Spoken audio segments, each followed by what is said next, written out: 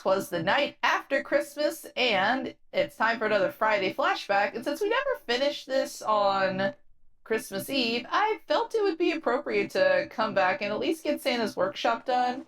If I have enough time, I might also hit the ice rink as the other winter level they've got for this one. So, yeah, let's see. I think last time I was stuck because the frickin' floor has something hidden around here that I'm just not freaking seeing, and it's driving me insane. There! Finally! I couldn't get you last time, you pizza. Ugh. Okay. Now that I finally got that one done. Let's... I just noticed that says nice on the wall there. Alright, I guess... I think I also got the ceiling done for pretty much all of it. I guess let's finish up the walls, and then I can work on the actual stuff scattered around. That seems like a good plan for that. I'm standing on the tree. I thought I jumped on like a box or something, but then I started to slip. Okay, let's see. That's not too bad. I like that he's got the different world clocks here to keep up with like where it's still night. Definitely makes a lot of sense there. Alright, there we go. That's all the clocks. And he's got a map too. I don't know who took the time to write that over the map. That felt personal. That felt vindictive. Who had that much of a gripe against it? Oh, nice little map. I like the little ornaments drawn in the corner. That's a nice touch. So, how did everybody's holiday go? I know for me it was nice because I finally got a chance to get some rest. I basically, on Christmas Eve, immediately after work, I went over to go to my aunt's house, see my cousin, my aunt, and then my immediate family was also there. My cousin's husband was there too, so it's a really nice chill evening. We had a couple of cousins who were supposed to show up but didn't come. We're hoping they're all right. Nobody's really heard anything from them, so my grandmother also, she wasn't feeling well enough to make it, unfortunately, but as sad as it is to say, we're not too surprised. She is getting older, and she's not always up to getting up and moving around and all that, you know? I won't say how old she is, because according to her, she's 30. But for the longest time, she's been 29, so she just recently turned 30. It only took her several years to reach that point. But yeah, we're all aware that she's steadily getting older, so we're trying to, anytime we can, spend time with her, we take it.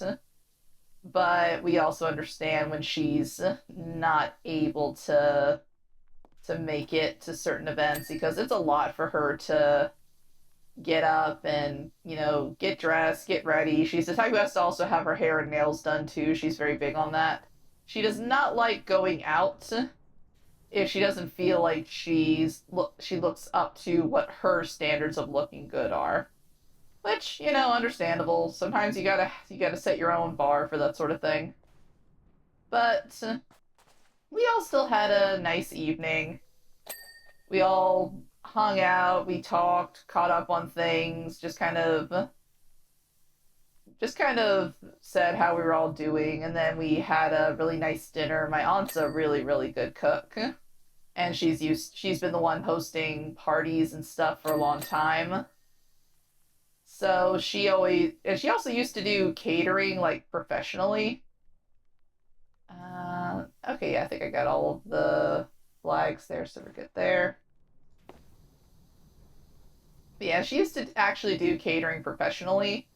So when she sets up a meal, she knows how to set up a meal and make sure that everything is ready on time, everything is ready when it's supposed to be, all that. So it was nice. Got some really cool gifts from my family. My cousin and her husband also gave me a couple of Steam gift cards. My sister did too, actually. So that will definitely come in handy. So whenever there's a game that looks really interesting or something that is seems really cool that I want to try out, I'll be able to do it a bit easier now. So I'm very much looking forward to that. Let's see. What else can I get off from over here? Probably get the rest of it when I go over there and actually. You know what? Now that I think about it. Yeah, there we go. Cut through all the grime on that. That is so much better. But yeah, had a nice evening with my family. And the Amaretti cookies I said I was gonna make last time turned out really well. Even my my cousin and her husband really liked it. My sister liked them a lot too. So she actually wanted me to send her the recipe because she's got a friend who also has celiacs like my mom does. So she thinks that'll be a fun recipe for her friend to try out. They're definitely not one to. Of course, don't make them obviously if somebody's allergic to almonds, for obvious reason, because it uses a lot of almond flour and a good amount of almond extract as well. And of course, if you don't like the taste of almonds or almond extract, it's definitely not going to be the cookie for you. But I was really happy with how they came out. It was my first time ever making them, and I got very, I'll admit, I got very nervous when I was doing it because there is like a part where you're making it where you fold basically you take egg whites and a pinch of salt and you beat them together until you have a meringue. I'll get the rest of that when I actually get up there to work on the machine. But yeah, there's a part where you take the egg white meringue mixture that you spent a while whipping up into stiff peaks, and then you go ahead and take the pre-sifted almond flour and sugar that you mix together in a different part, and you add it to the egg whites in thirds and fold it in. And the first batch you fold in looks horrifying. You immediately panic and think, oh no, I messed it up. Am I going to have to start over? Do I have enough eggs to do this all over again? But because it just looks like a sloppy mess, and you're thinking there's no way this is how it's supposed to look. But you keep going, you push forward, and then as you do, and you add in the second round of almond flour and egg and sugar, it gets a little more cohesive. It still looks way too soupy, so it still makes you wonder if you're doing it wrong, but at least looks better than it did in the first bit. And then you add in the third round, and that's when it finally comes together and looks kind of like a paste, which is what it's supposed to look like at that point. You kind of have to keep going until you've gotten all the little dry bits incorporated into it. But yeah, it's definitely a test of resolve and patience. Like, you just have to stick with it and keep going. But the flavor was really nice. Like I said, if you don't like the taste of almonds or almond extract, then it's not going to be a good cookie for you, obviously. But if you do like almonds, then I would definitely recommend making it. The almond flour was honestly the most expensive thing about it. And it turns out that I didn't need as much as I thought I did, so I have leftover almond flour now. Yeah, I definitely overestimated how much it would take to fill up a cup. But, it stays good for a while, so that's more that I can save for next time I need to make something for my mom. Because really, she's the only one I would use almond flour for. I try not to bring in anything with nuts to work, because I don't want to risk triggering somebody's allergy, because nut allergies are very serious. So, and I know I work with at least, let's see, for the current guys working there, there are at least 3 who have nut allergies. So I do not risk it. The only time I ever made an exception was during one of the holiday baking things, when it was called Peanut Butter Fudge Day, but I still brought in some regular fudge for them, and I very clearly labeled the containers, like what was in each one. So I had like a plain peanut butter fudge, I had a chocolate peanut butter fudge, and then for the nut-free option, even though, obviously couldn't have peanuts, I made cookies and cream fudge for them. And I put in instructions on the containers. Do not get any of the peanut butter fudges before opening this one. If you are going to do multiple fudges, open this one first. No cross-contamination. We don't want to kill somebody.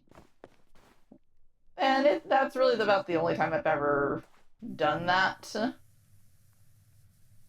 But yeah, I would never use the almond flour for anything I would bring into work. I'm not risking anybody's safety with that. Let's see if I can get these doors cleaned up.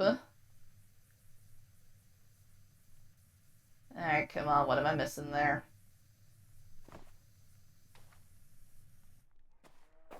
Is it... it's probably like from the bottom angle I gotta get it. They tend to do that sometimes where it's like just the littlest bits will get missed. You won't see them until you're at the proper angle. And I can also go ahead and get this while I'm here too. Okay, got the archway done. Nice. And then go ahead and finish up these handles. And get that side of the door frame. Okay. Is there anything on this side of the door frame that I'm missing? There we go. Alright, not bad. And I think this should be the last wall section I really need to get. Oops, accidentally did that. But anyway, yeah, so the cookies I was talking about went over really well. I made my usual little cinnamon roll French toast bake when I got home and took that over to my parents' house for Christmas Day. And it was nice. I got to sleep in a little bit more for the day, which I really needed. I was running on empty by that point. It's not even always just like an actual power thing. Sometimes it's just you get exhausted mentally and emotionally and you need that time off, Okay, I think that's everything along the walls. So I kind of want to save the sleigh for last. I feel like that would be a good one to end on for this part. So let's go ahead and get these presents all cleaned up. Can't be giving out dirty presents to anybody. That's just, it's not fun, and it'll make people feel like you really don't care about them at all. Like, unless you have a believable story, something like... Yeah, so I got chased by a dog while carrying these, and I fell into the mud. I am so sorry, and I have not had a chance to clean anything yet, because I literally just got away from it. I think that's really about one of the only times where somebody would give you a pass on if you showed up with dirty presents, Let's see, what about you, the big one. Some stuff around the back there. You're good, you're good, you're good. But yeah, otherwise, if you just kind of show up with presents that dirty, I don't think you're getting invited back to Christmas after that, I'm sorry. Okay, let's see. Oh, that's just part of the wall. Okay. Got everything along this wall, too. Okay, let's go ahead and finish up the work table since I kind of did a pretty good job blasting through them last time. And while I'm thinking about it, let's go... We don't need a super long hose for this part. Just because I feel like this will let us get through everything quicker. See, get the rest of you. I see something. The mat's still dirty somewhere. Where is it dirty? Show me the dirt. So show me the beef, show me the frickin' dirt. Oh, well, I did miss that part. Oh, did I miss underneath it somewhere? That would probably do it. Come on. But, yeah, anyway, so got to sleep in a little bit for Christmas Day, which that was a nice little break. And then went over to my parents' place to hang out with them and my sister. Wait, there we go. Which that was really nice. Just got to chill, eat the little orange roll French toast bake that I made, and then the rest of the day was spent eating junk food. My mom did make a fruit salad though, just so that way we have one thing that is moderately healthy for the day. Other than that, it was all just like, let's see, my mom made homemade Chex Mix. She always makes homemade beef jerky, which is really good. Grapefruit peel candy. A lot of this stuff she makes ahead of time, and then she gives it's some of the stuff that they give along with the cookies that my dad and I made. Okay, that's all of that.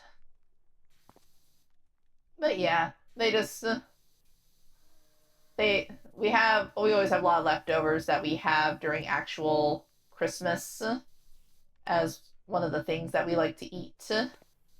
So we kind of just picked away at that throughout the day. And also, we had some leftover key lime pie that my mom brought to my aunt's house the previous night for Christmas Eve. And she felt bad if she hurt my aunt's feelings with this, but, last time my aunt, and she meant well with it, she didn't mean to do it, but she accidentally poisoned my mom the other year because she got her I always get the pronunciation for them wrong. Macarons, the fruit flavored little cookie pastry sandwiches that you always see in in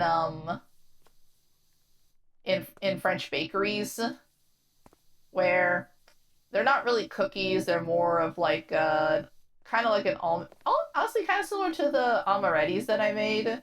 They're little things made with almond flour.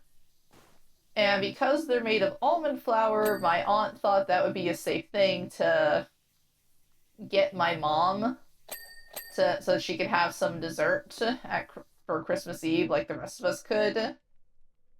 But turns out that she kind of just got like a package of store-bought ones.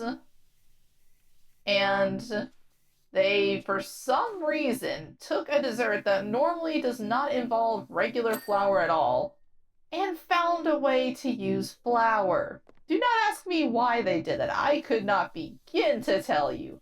I think that's one of the stupidest things in the world to do. But yeah, found out the hard way when my mom got sick later from it. And my aunt did feel genuinely bad about it. We have a running joke that everybody in the family gets to poison my mom at least once with her allergies. We've all done it by accident at least once now. But it was like she understood, and she doesn't blame my aunt for it, but at the same time she just decided to bring something that she knows how to make really well and that she would be 100% certain was safe for her to eat. So my mom has a key lime pie that she makes, and she puts it in a gluten-free graham cracker crust. It's just like a basic one you can get from Food Lion, like one of the grocery stores.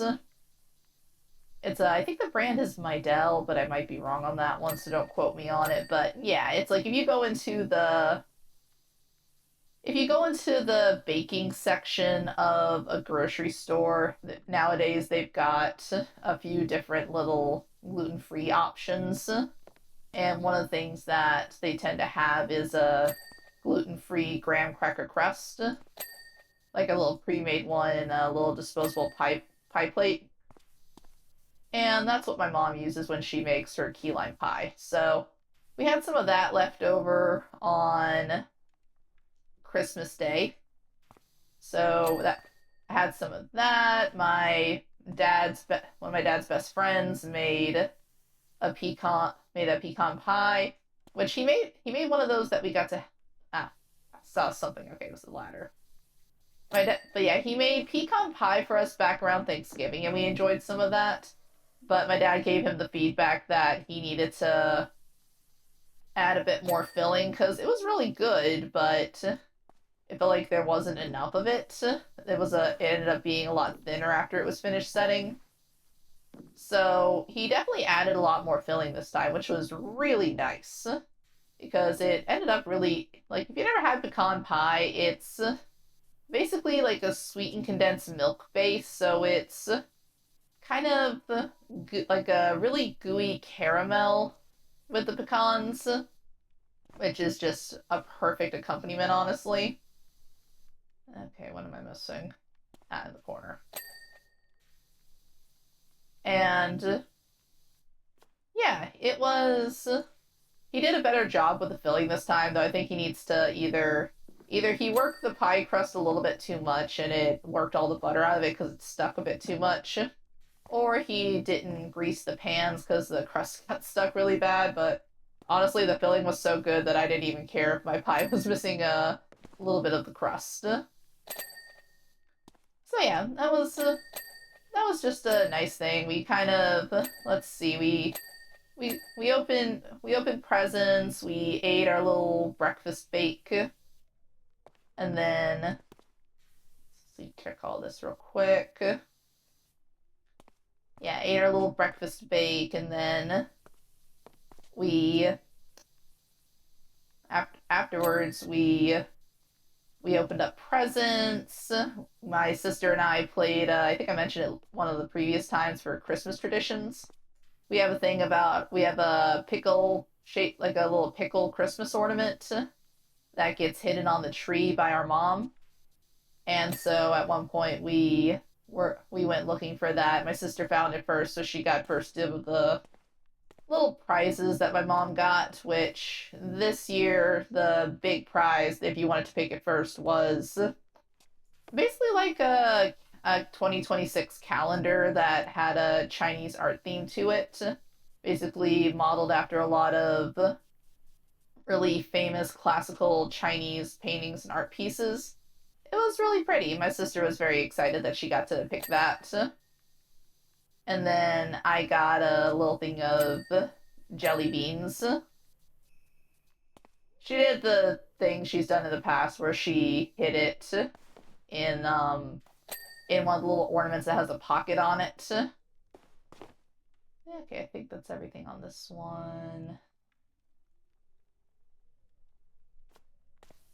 But yeah, other than that, we pretty much just spent the whole day kind of lounging around, talking a bit, watching a lot of videos. My dad had a lot of pre-recorded shows that he put on for us to watch.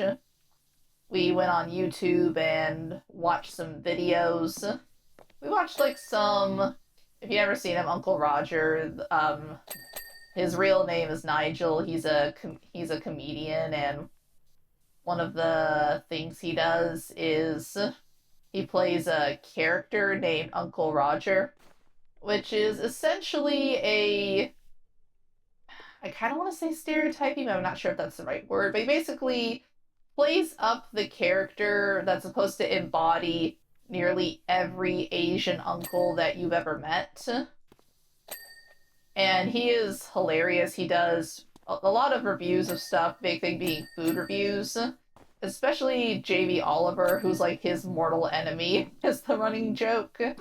Because, yeah, if you Jamie Oliver is a good chef and a good cook when he's cooking things that he knows, but if as anybody who's ever who actually knows about cooking will tell you, you see all the time, okay, I think that's all the benches, but you see all the time that food channels, BBC Food, Food Network, whatever, tend to have a running thing of making all of these chefs come up with recipes or things for, honestly, food they have no idea what they're doing, and it's very clear that they don't. But it's like there's some sort of quota, or like you have to do this. And it's not just Jamie Oliver, like I think Rachel Ray is one of the ones. Like there's lots of chefs, like especially on BBC, where it's very clear that they have no idea how to actually make these dishes, and they're just trying to make, honestly, easiest way to put it, they're making bad white people editions of these foods. So to take someone like to look at it from the perspective of someone who actually knows about these foods and knows how they're meant to be prepared, or at least knows the basics of them, and to have him be like, why are you doing this? Why? Is very funny. The one that my sister blows up over because she, like, we both love Japanese food a lot.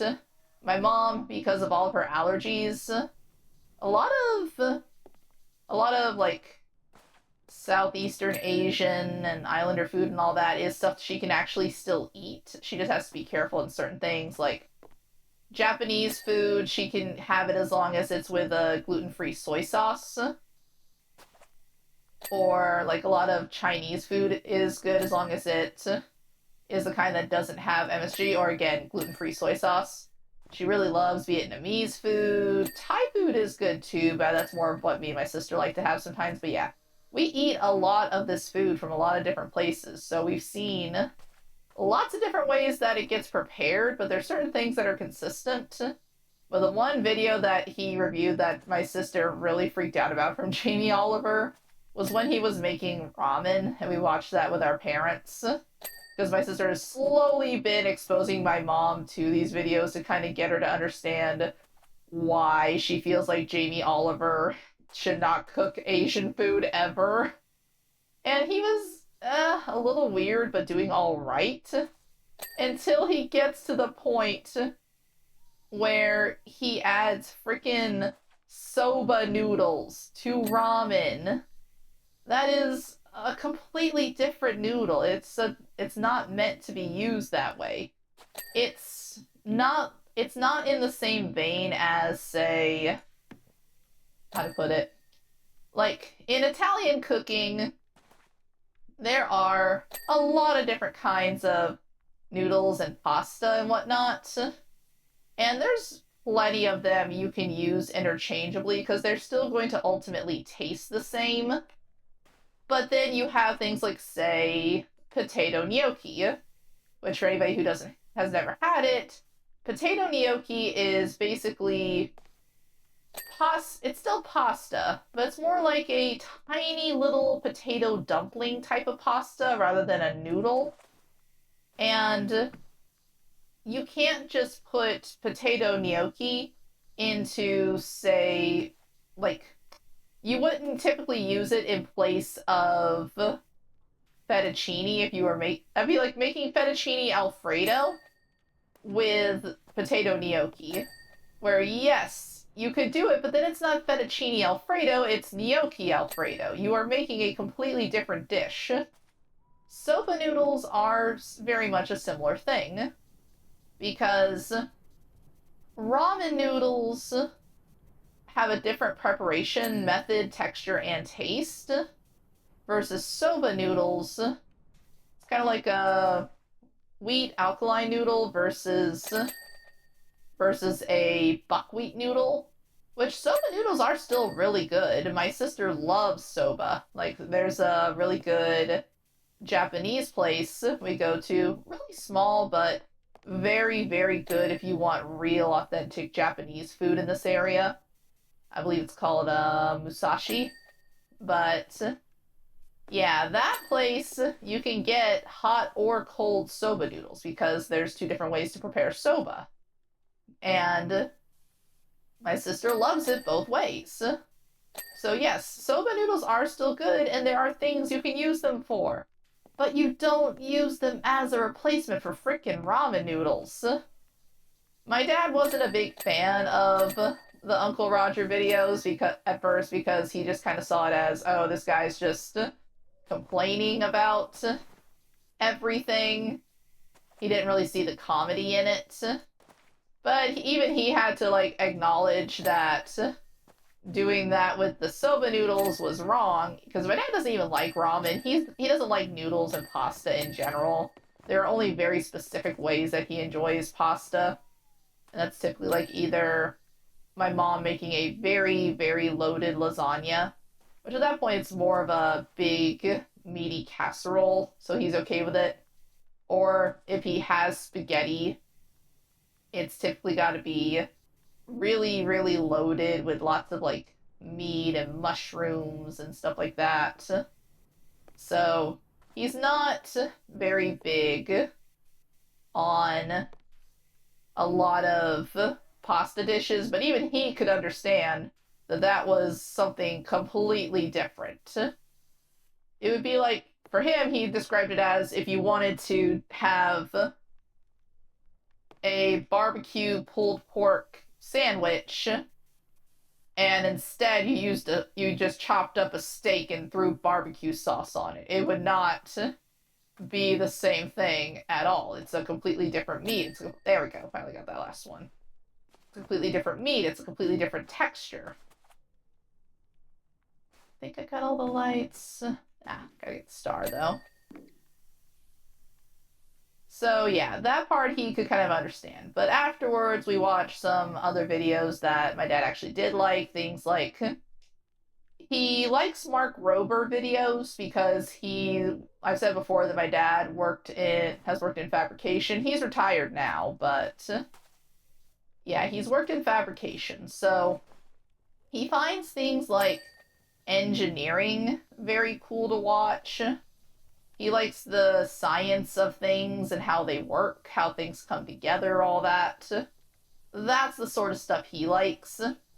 Though he also really likes, anybody who knows what I'm talking about will probably get a laugh out of it, but he likes Amori Gashan, who is most people just know him as the freaking chocolate guy who's at it again. But if you've never seen his videos, he's that. You probably have, you just don't know his name, honestly, but he's the chocolatier who basically takes and makes all sorts of crazy things out of chocolate, usually set to some really nice music. He never really speaks in his videos, but if you if you look him up, you'll see who I'm talking about. And so my dad actually likes those videos because while he's not a big baker or sweets person, he, again, likes to see how things come together. And the fact that this guy can do things like make a perfectly functioning bicycle out of chocolate, or how he takes, say, what was one that we watched that he thought was really cool? He made a chocolate Optimus Prime Transformers head out of chocolate, and it was cool to watch how like all the pieces he carved fit together, how they meshed together, how they joined up along the gears and everything. And then there we go.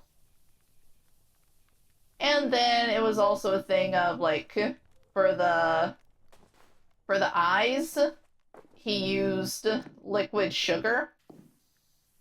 So that way he could have a light set up behind it. And then when he did a light in the base that the chocolate head was sitting on, then the eyes would shine through the lights and make it look like they were glowing. My dad likes that sort of stuff, so we watched some of those videos and he had a good time with that. Wasn't as big of a fan, like I said, of the Uncle Roger stuff, or we watched there's another YouTuber my sister and I like named Josh Scorcher. and we like his countdown lists and video game lists and things like that. So he did a Christmas. So he did a top five. He has a series called Top Five Villain Songs where he looks at villain songs from different types of media. Big ones he always does are, let's see, there's, of course, video game songs. There are non-Disney movie songs, is a big category he tends to have. And then he also does, hold on, I saw something in here. The lever. So which lever is it? This one? But, yeah, so he does video game songs, he does non-Disney songs, he does theater songs, and then he does fan-made songs. Oh, and TV show songs. So yeah, lots of really cool little categories. And of course for December, they did a Christmas themed list. Or it's basically like top 5. Then in this one, he also did for once a Disney entry. Usually he avoids the Disney ones because Disney can feel a little bit stifling sometimes because there's just so much. But also because Disney themselves are so, I guess they're so controlling. Like, they are always the first ones to be like, no, you are using our stuff. Copyright attack, copyright attack. And with YouTubers who are trying to make a living, it makes sense that they avoid talking about the Disney stuff. Or they have to put a lot of really heavy filters on it. And considering that he tends to play clips from the songs, it would kind of ruin the effect if he had to do that every time. So I definitely understand not wanting to do a Disney song every time and trying to stick to the non-Disney stuff a little bit more. But he made an exception because Christmas!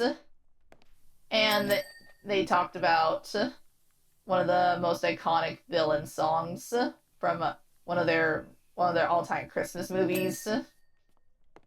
So that one we had fun watching. My dad didn't really care for it too much, but he at least liked it a little bit better than the Uncle Roger stuff. Our mom liked the Uncle Roger stuff though because she actually really likes cooking. So seeing the different takes is something that's really interesting to her. And she is slowly starting to understand why we're saying Jamie Oliver really can't cook Asian food at all. And why he shouldn't be allowed to, like, make recipes for it. I know for some of you that can sound a little extreme, but the problem is that there's a difference between making food that you're just gonna feed to your families. Like, our parents make, like, we used to, back when I lived at home, we used to do taco and burrito nights occasionally. And I am very much aware that what we had were very much Americanized versions of tacos, and were very bland compared to, and burritos are very bland compared to what you get at an actual Mexican restaurant. But we still enjoyed it because, hey, that's just how we do it. My dad doesn't like a lot of really intense spices. My sister, with her autism, she has really her autism coding gives her really heightened senses, so she can't do really spicy food. My mom's got her allergies where she can't have peppers and all that, so there's a lot of stuff we cut out just for our family to have a good meal. But the difference is we're not telling people, hey, this is a delicious version. This is what this country's food is, and you should make it like this. Because we're not. It'd be like if we took our burrito and taco recipe, which honestly is just, for my family, it's really just ground meat with some very basic seasonings, onion, pepper, onion powder, garlic powder, salt, pepper. Like I said, very basic white people seasonings because that's all that my dad really wants to use for that. He can't, and they can't use, like, if you use any chilies or spices, that's just something you're putting on your own food because you don't want to spoil the batch that everybody else is having for those with sensitivities and allergies and whatnot. Okay, yeah, that okay, I couldn't tell for a second if that was a shadow underneath there or if it really was like dirt. But yeah, so the difference is we're not taking our food and then showing people like, hey, this is a popular Mexican preparation method and all this. Or this is Mexican food and here's how you cook it. We're not saying that to a big public audience. That's the difference. For professional chefs who are going and presenting this stuff online, on TV, what have you, they are basically taking this food and representing it to people who may never have had it before, or maybe even never heard of it. And they're going to set up an expectation of this is how this food is. And not everybody's going to take it like that, of course, but again, they are basically putting their reputation to say, hey, this is this food. And for a lot of people who don't know any better, they're going to believe that. Because they're not chefs, so why wouldn't they believe a professional chef on what food is like? If anybody's ever looked it up, there actually was a cultural appropriation lawsuit against Jamie Oliver for his, like, it was like one of his pre-made meal sort of things. You ever seen in the grocery store where they've got those pre-made things of rice or those frozen meals and whatnot? He had a pre-made frozen meal for jerked rice, and it was so bad and just nowhere close to what jerked rice really is like. To explain jerk chicken, jerk seasonings, that is a very specific method and seasoning blend, kind of like if somebody says something is Cajun spiced, you kind of already know what the seasoning blend should be. But he was making this. Hold on. Okay, yeah, I'm good. Sorry. But he was basically making this jerked rice, which was like his take on jerk chicken and jerk seasoned food. And it was so bland and had none of the seasonings that were required to make it jerked that he got sued for cultural appropriation. Like, you have to be doing some really bad stuff for that to be a thing. So, like, because when people start suing over cultural appropriation, a lot of times that's not just a case of your food is bad. That is a case of your food is so bad that it is going to ruin the way people look at our culture's food, and it is not because it is not an accurate representation. So, yeah. That's kind of the little thing about Jamie Oliver is, and again, I don't completely blame him because I swear it feels like even Gordon Ramsay occasionally gets saddled with the recipes that it's very clear he's not meant to make, or that he aren't really the things he would normally make himself if he was making a menu. But it's just like you gotta draw a line somewhere, you know? So for a lot of these chefs, British, American, whatever, it's very clear they don't know how to make this food, but they are being required to. And because they're being required to, a lot of people are getting wrong impressions of how this food should be. And that's kind of the whole point of those, of like the reaction videos to those sorts of foods, is to raise awareness and be like, hey, this is so bad. This is nothing like how this food is supposed to be. Let's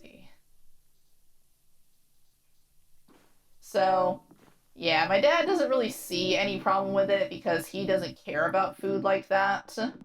But my mom, my sister, and I enjoy those videos because we do. But, you know, part of hanging out with family is that sometimes you watch something one person wants to watch, sometimes you watch something the other person wants. You kind of just go back and forth because that's how compromise works.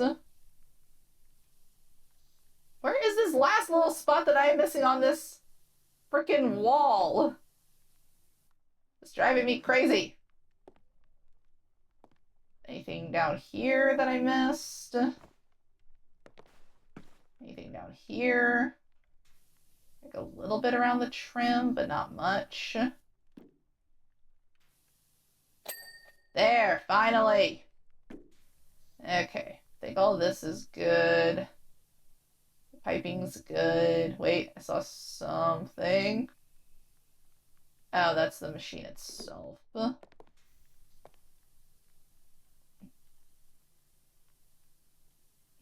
There's probably something on here, maybe like up at the top that I'm missing.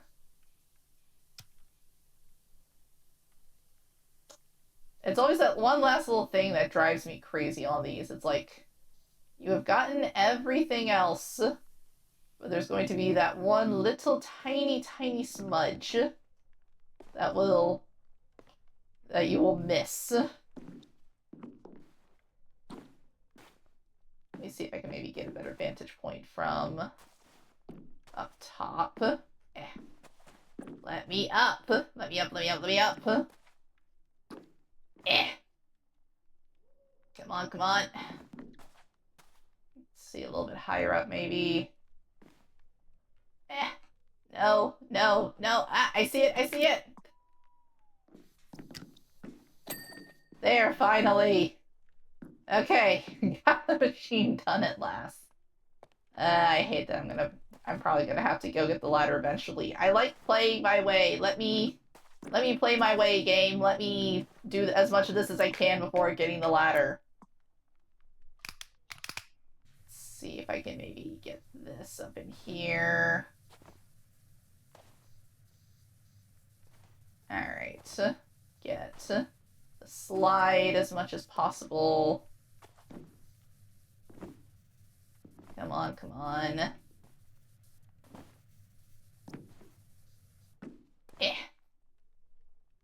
But yeah, that's kind of how my family spent our Christmas. If you guys did anything fun with your families, please let me know in the comments. I always like hearing how people spend their holidays, what kind of traditions they have, and I think the day this comes out, let me check my calendar actually real quick. Yeah, the day this comes out should be Kwanzaa / Boxing Day. Whoop. Well, guess we'll work on the bottom for a bit. So yeah, if anybody out there celebrates Kwanzaa or anybody up in Canada who does Boxing Day, let me know what you guys do for that. Like, I know the basics of the holidays, but I don't really know anybody in my immediate circle who celebrates them. I have like one or two friends who live up in Canada, so I could probably ask them what they do for it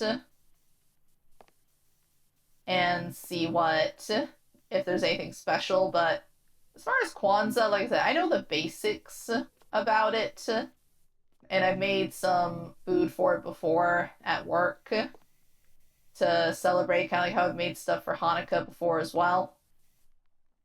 But yeah, if there's anything if maybe you guys celebrated, please let me know. I like to hear about what different people like to do, what their traditions are, what they like to eat on those days, all that stuff. I guess I'll go ahead and get these presents before I finish up the machine. At least get this little pocket here cleaned up. There we go. That's a little bit better at least.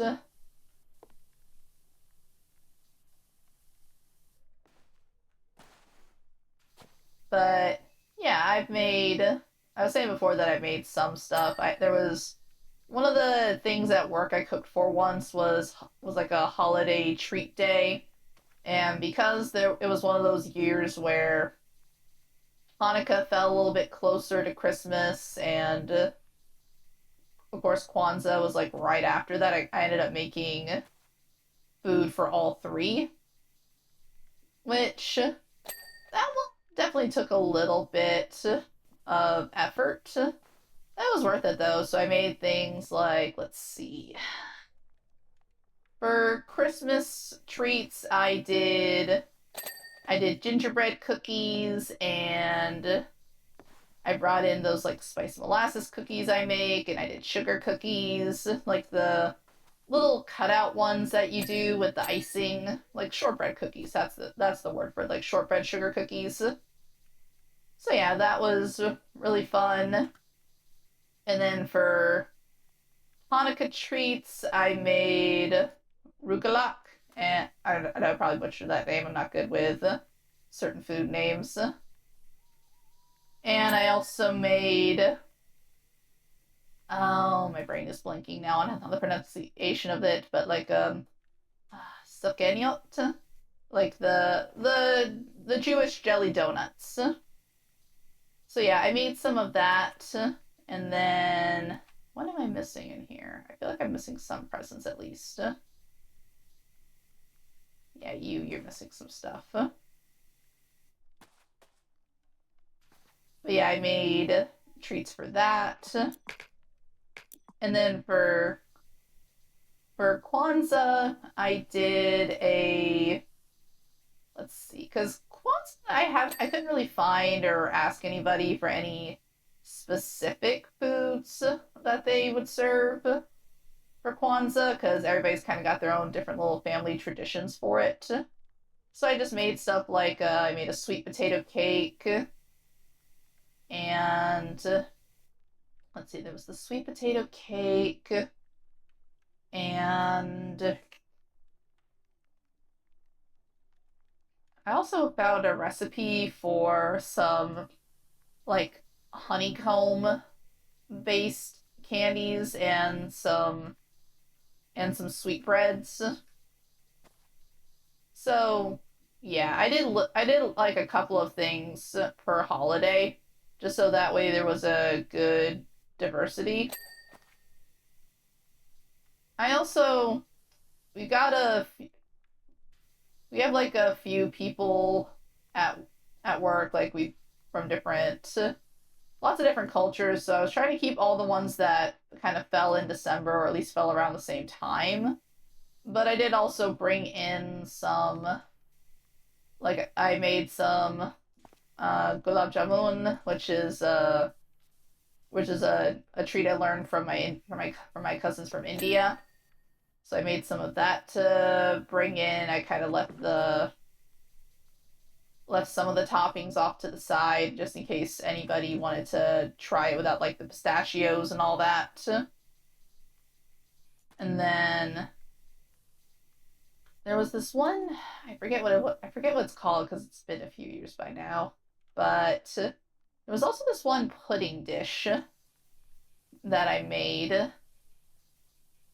I cannot remember for the life of me what it was,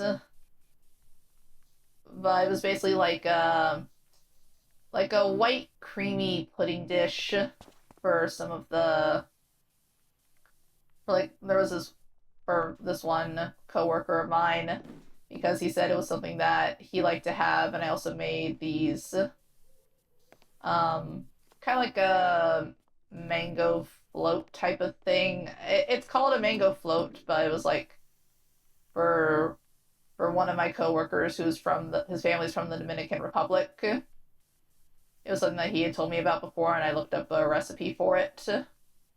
So yeah, we had a couple of little ones just to kind of cover all the bases.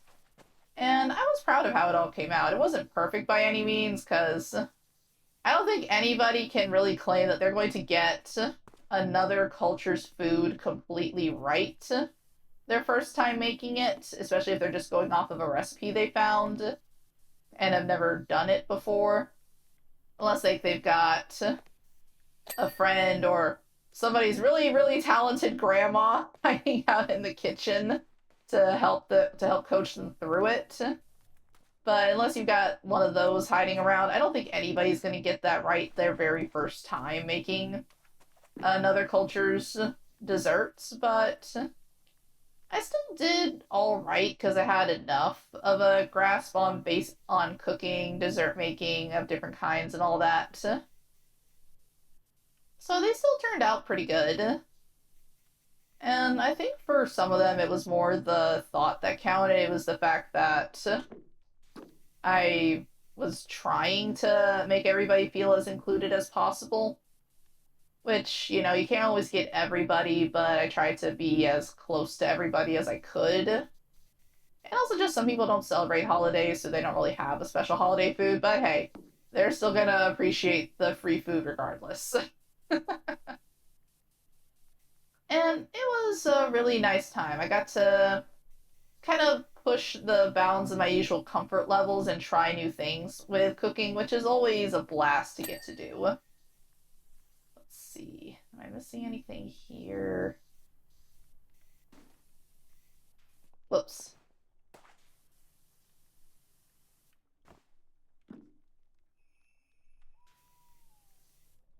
Come on, what am I missing on the slide? But, yeah, I think it's good to test your limits like that sometimes, especially around the holidays when everybody's going to be getting together to eat and have fun and talk about food and all that. I think that's a good opportunity to try new things. If nothing else, they're probably going to be either so tired from work or they're going to be so busy with everything else that they're, or even so drunk if you bring it to a party or something, that they're not gonna care too much that it's not perfect. Like I said, it's still nice to try. It's the effort behind it. It's it's being willing to look things up, try it, buy new tips and tricks from people who actually do make that food on a regular basis if you can. Ah, aha, did it! Yes! Haha, suck it, game. And that's something I do encourage. But anyway, that's something I do encourage people to get out and try to make new food. And you're not always gonna like all of it, but hey, you never know if you don't try, right? Is there anything I missed from up here? Maybe. If you guys have anything that you like to cook for the holidays, please let me know. I love trying out new recipes. I love learning about new food that I haven't heard about before. And it's just always good to learn. It's always good to broaden your food horizons and all that. Because if you don't, then you kind of end up with the situation of, like, say, my dad, who is kind of a picky eater. He describes it as he knows what he likes and all that, but he'll occasionally venture out. We've worked with him over the years on it, but there are just some things that he has it in his head he's not gonna like it, so he's not even gonna try it. He describes himself as a meat and potatoes kind of guy, which, hey, fair. But then he also doesn't like all meat and potato dishes. Like, there's a really, really good German place my sister and I have gone to before. My mom went there and she really liked it too. What am I missing on the dome? There we go. Alright, anything else up here? Whoa. Doesn't look like it. But yeah, my mom really liked it, and my sister and I really enjoyed it. And one of the dishes we tried to get my dad to try was this. Like, we wanted him to come with us so he could try. They had a really good roast pork dish with potatoes and like roasted carrots and all that. Seemed like it would be right up his alley, but he insists that he doesn't like German food, so he's not gonna try it. But to each their own. But yeah, it's just good to get out there and expand your culinary horizons, because there's a lot of interesting things out there that you may not even realize you like if you never try it. And there's definitely nothing wrong with having types of food or preferences that towards that sort of thing that you just really like. But like I said, it's good to try new stuff. He's gotten better over the years. Like he used to never touch sushi. He would always call it bait. But over the years we've gotten him to slowly warm up to it. He'll now eat certain kinds of sushi. He does not like sushi rolls. He still won't eat those. He likes more of the nigiri style sushi, which is just the fish on rice. And he will eat that at least. But he only then even still only likes certain kinds. He likes salmon, crab's okay, but he's not a big fan of it. He'll eat tuna, he'll eat tilapia, and he likes shrimp as well. He likes shrimp in general, so that one wasn't too surprising. We actually kind of warmed him up too by getting him to try the cooked ones first, so we started him on the shrimp and crab sushis, and that worked out a lot better in the long run. And then we've now gotten him to the point where at least he'll eat some of that. I think I also mentioned in a different video once that he used to only eat his steak like super, super well done. He did not like it pink or red at all, because that's just kind of how he was raised to eat it. And now at least we've gotten him to the point of he will eat it medium or medium well. So he's not eating it like shoe leather anymore, which is what we always tease him about. Because, like, my mom and I, we like our steaks a little bit closer to the rare side, rare to medium rare for us. My dad always jokingly says that we might as well just slap a Band-Aid on the meat and serve it up. But he's at least, like I said, not to the point of needing it well done every time now. So, baby step improvements. But it does make it a little bit harder sometimes when we all want to go out and eat, because we have to be hyper aware of what he will and won't eat. Because if there's nothing there that he feels like he wants to or that he can't eat, he's just going to sulk the whole time, and that kind of ruins the atmosphere for everybody else. And it's not fun to deal with when you're trying to go out and have a good time with friends or family. So, do yourselves a favor. Try new things once in a while. I actually have found out after moving out of my parents' place that a lot of food that I thought for the longest time that I did not like whatsoever, it actually was just because I didn't like the way my parents made it.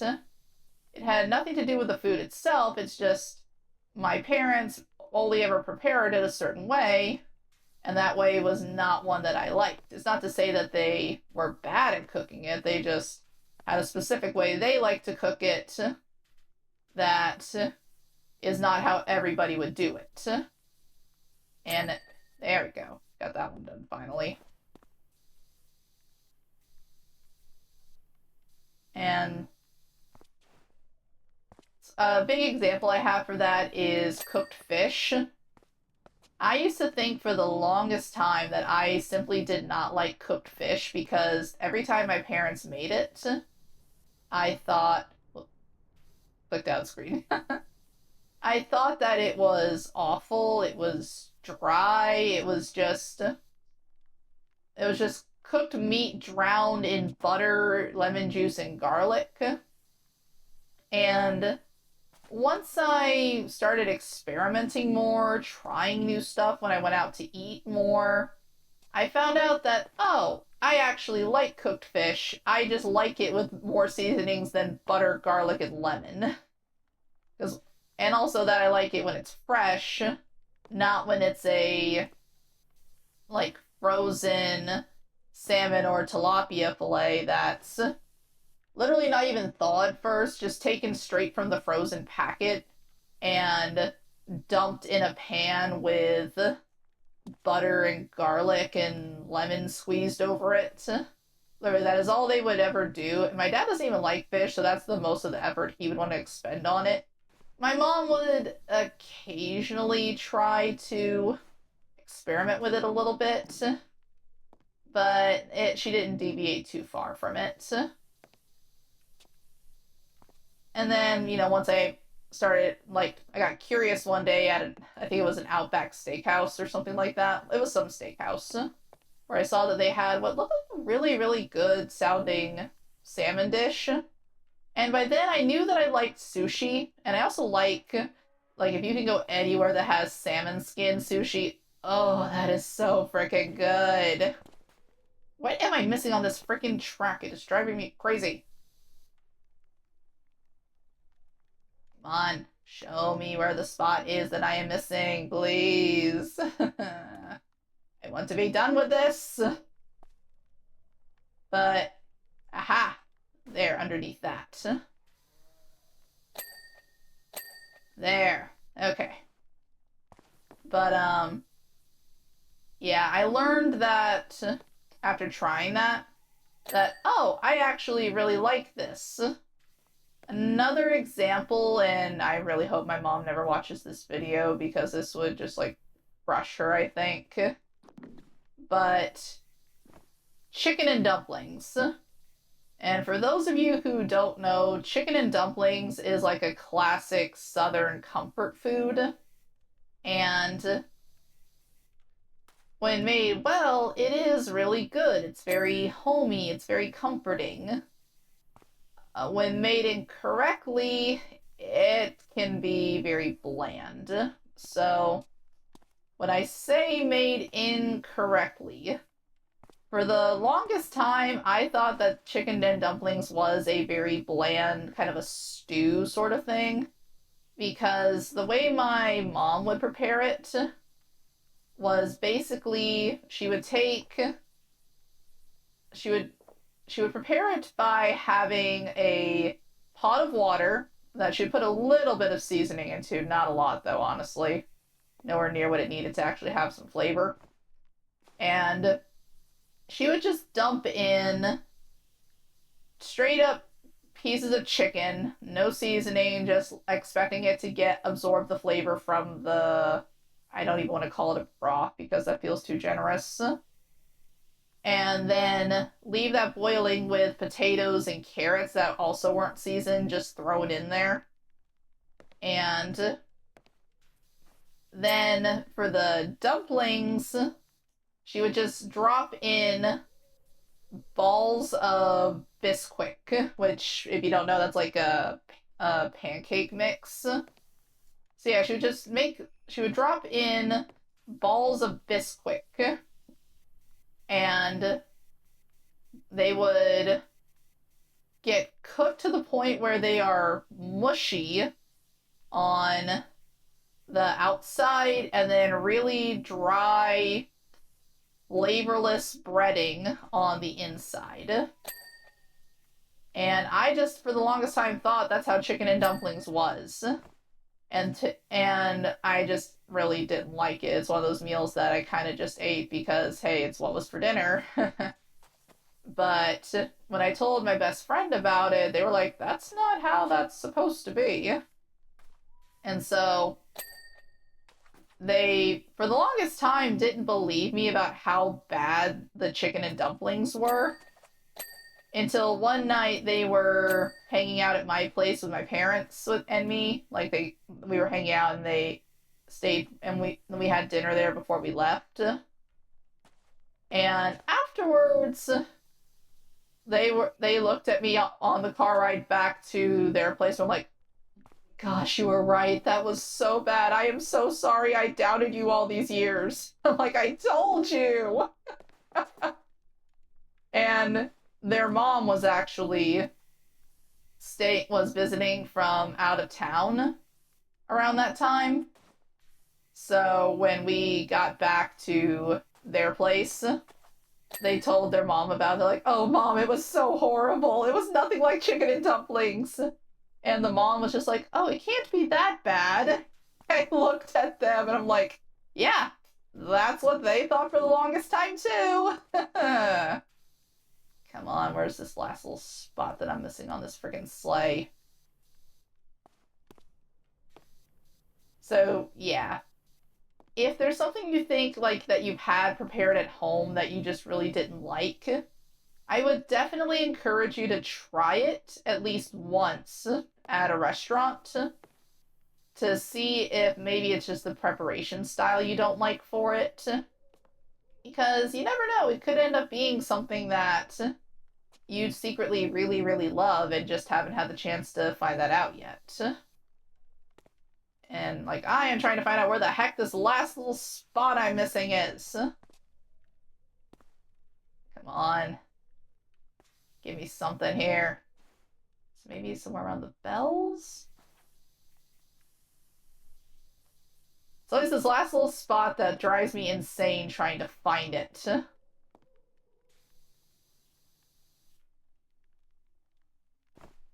Eh.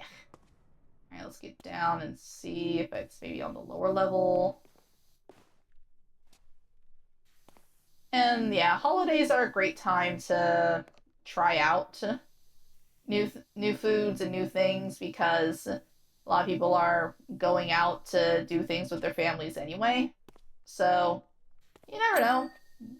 Give it a try. Worst thing that happens is you just don't like it and you don't try it again for a while. But again, I would definitely still say to try it somewhere else.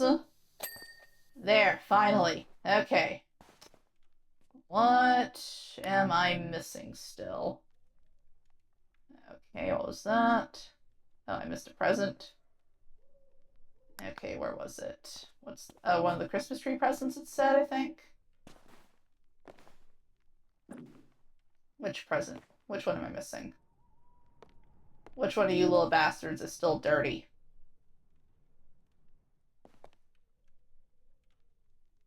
It said Christmas tree present, right? Ah, it's this one. Come on. There. Okay, what else? Fireplace cover. Oh, the glass? Did I miss a spot on here? Also, that is a really, really nice fireplace. The fact that it's got a cover like that so you still get the atmosphere from it, but it doesn't feel like it's too... You can probably adjust, like, how hot it is and all that. Okay. Not there. Maybe down below? Oops. I don't... There. Okay, I was gonna say, I don't see what I'm missing on this thing. Alright, what else? One of the fireplace presents. You. Okay, there. This is one thing I'm glad that they improved on in... Oh, there's another one. Which one is it? It's one thing I'm glad they improved on... Ah, you. In the second game is they kind of have the little target system that guides you towards what you're missing when you get really close. Which of the ceiling panels am I missing?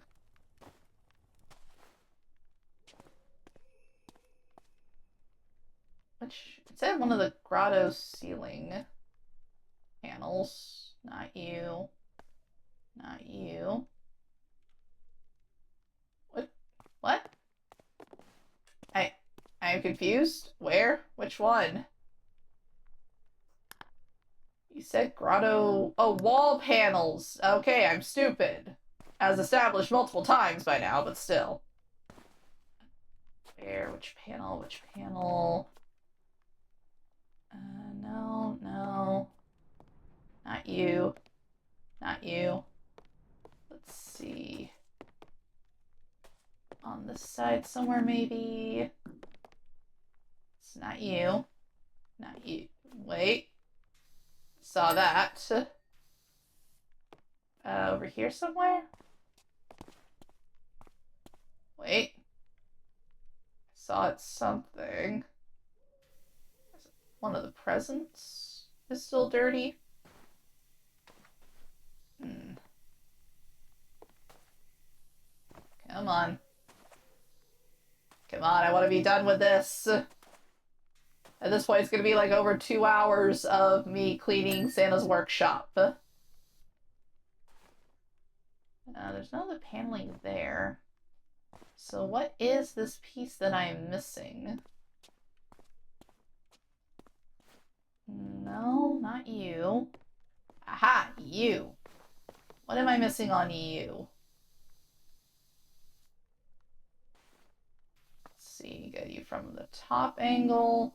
Because I can really not see anything I could be missing on this. It's probably gonna be one of those things where it's like the littlest naked eye detail that you're only gonna see if you have perfect vision, which I do not.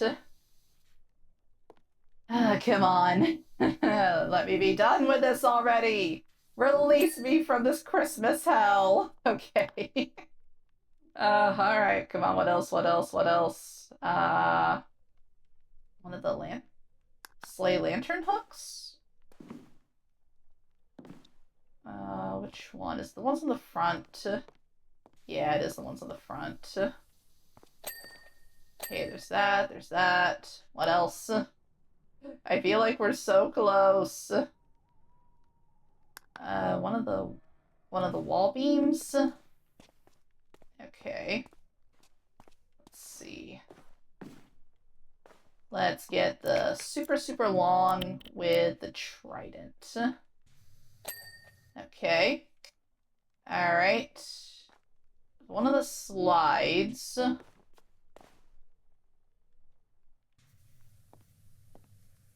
Okay, what am I missing on you? You I thought I got pretty well. Okay. There's definitely nothing along the bottom. The window? What if I missed some? Okay. Window was an easy one. Let's see. It's not that slide, it's this one. Let's get a more normal thing on here.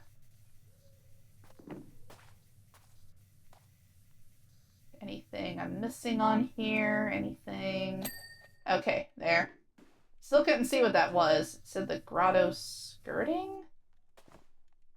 What is the skirting?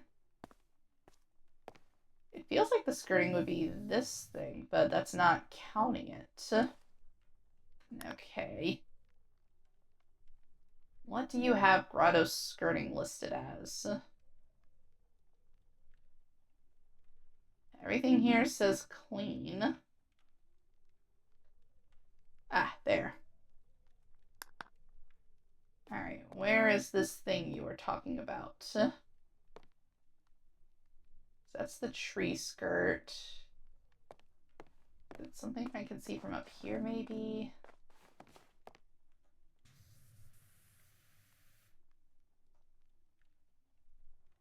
Is it, oh, is it one of like the little like floor beam things, maybe? Is that, let's see. Ah, this is grotto skirting. Okay. So it's one of the tiny little skirt beams.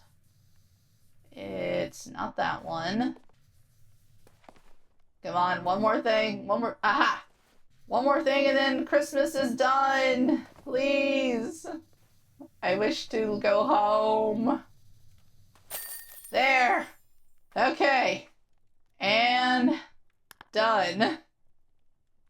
Oh, that took so long.